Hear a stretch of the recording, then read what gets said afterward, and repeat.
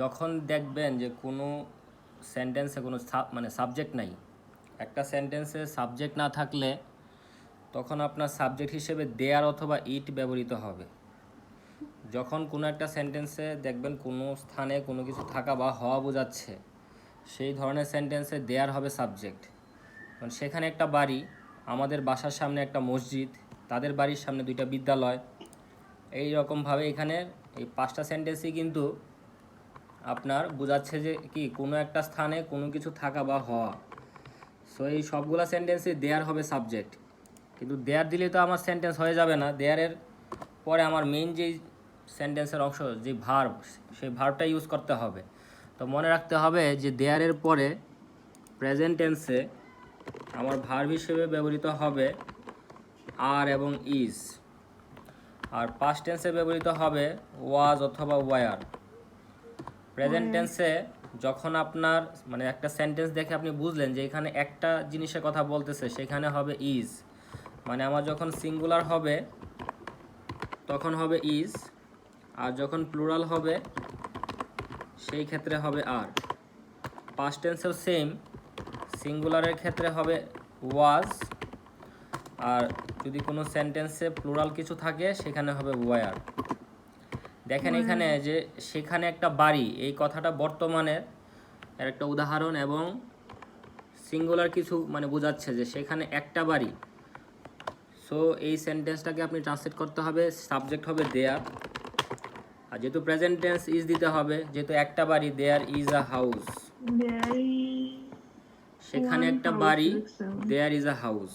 সেমভাবে 2 নাম্বার সেন্টেন্সটা দেখেন, আমাদের বাসার সামনে একটা মসজিদ, যে দেয়ার is a মস্ক, there is a mosque, যে সামনে, in front of my house, there is a mosque in front of my house, in front of of my my house. there is a Mosque. mosque in front of my house. of my house. পরের আমার সেন্টেন্সটা দেখেন, ইংলিশে জড়তাই কাটে নাই, বাসায় পড়তে হবে। যে তাদের বাড়ির There is সামনে a দুইটা বিদ্যালয়। এখন যেহেতু দেখেন এখানে বলছে যে দুইটা বিদ্যালয়, সো এখানে আপনার ভার্বটা হয়ে যাবে আপনার কি প্লুরাল, আর হয়ে যাবে, যে there are two schools in front of their house, of their house. যে তাদের বাড়ির সামনে। So there are two schools in front of their house. পরের সেন্টেন্সটা দেখেন, যে সেখানে কিছু গাছ ছিল, তো ছিল তো এটা পাস্ট টেন্স, অতীতে ছিল, সেখানে হয়তো বা আপনার ওয়াজ হবে, না হলে ওয়ার হবে। যেহেতু কিছু একটা না মানে একের অধিক, সো এখানে আপনার এটাকে প্লুরাল ধরে ওয়ার ইউজ করতে হবে, যে there were some trees, there were some trees, যে সেখানে কিছু গাছ ছিল। পরের সেন্টেন্সটা দেখেন, যে বাবার ভাইয়া বলেন, এখানে কিছু কিছু এটার জন্য ওয়ার বসছে। হ্যাঁ কিছু মানে তো আর একটা না, তাই না? একটা বোঝাইছে জি জি জি, সেই কারণে সেটাকে আপনার প্লুরাল ধরতে হবে, যে there were some trees.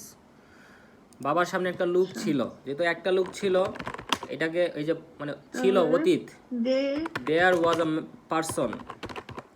Person বলতে পারেন, ম্যান বলতে পারেন, দেয়ার ওয়াজ আ ম্যান।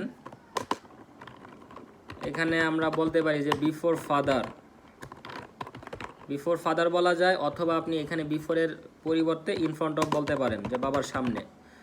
অনেক সময় এই যে সামনে বলতে বিফোর ব্যবহৃত হয়, সেই কারণে আর কি বিফোর লিখে দিলাম, যে in front of father. There was a person অথবা ম্যান যেটাই বলেন, there was a person in front of father, অথবা there was a man before father. আপনি বিফোর বলতে পারেন অথবা ইন ফ্রন্ট অফ বলতে পারেন, দুইটা যে কোনো একটা বলবেন। পারসন বলতে পারেন, ম্যান বলতে পারেন। বুঝতে পারছেন? জি ভাইয়া। পরের সেন্টেন্সটা দেখেন, যে আমার বিদ্যালয়ের সামনে তাদের বাসা। এখন এইখানে ওই যে সাবজেক্ট হলো আপনার যে তাদের বাসা, সেটাকে মানে এখানে দেয়ার না হয় এখানে আপনার সাবজেক্ট হবে যে their house is in front of my school. house is in front of my school, school. যে Their আমার house বিদ্যালয়ের is সামনে in তাদের front বাসা। দেয়ার of house is in front of my my- school. in front of দেখেন আমি আবার আসি প্রথম থেকে, যে যখন সেন্টেন্সে আপনার সাবজেক্ট খুঁজে পাবেন না, মানে সাবজেক্ট হলো সে, যে বা যার মাধ্যমে কোনো একটা কাজ সম্পন্ন হয়, তখন আপনার সাবজেক্ট হিসেবে দেয়ার অথবা ইটের সাহায্য নিতে হবে। দেয়ার হবে তখন যখন একটা সেন্টেন্সে দেখবেন যে কোনো কিছু কোনো স্থানে থাকা বা হওয়া বোঝাচ্ছে, ওই ধরনের সেন্টেন্সে দেয়ার হবে সাবজেক্ট। এবং সেখানে একটা বাড়ি, এবং দেয়ারের পরে আপনার ইউজ করতে হবে প্রেজেন্ট টেন্সে ইজ অথবা আর, পাস্ট টেন্সে ওয়াজ অথবা ওয়ার। সিঙ্গুলার হলে ইজ, প্রেজেন্ট টেন্স গুলো হচ্ছে যেটা বর্তমান, যেগুলা- বর্তমান। বর্তমান, হ্যাঁ, এটা হচ্ছে প্রেজেন্ট টেন্স। আর অতীত আপনি দেখলেই চিনবেন, যে এই যে বাংলা বাক্যের শেষে দেখেন আপনার উল্লেখ করা আছে যে কি ছিল। এই ছিল মানে কি? ছিল মানেই তো পাস্ট, তাই না? হুম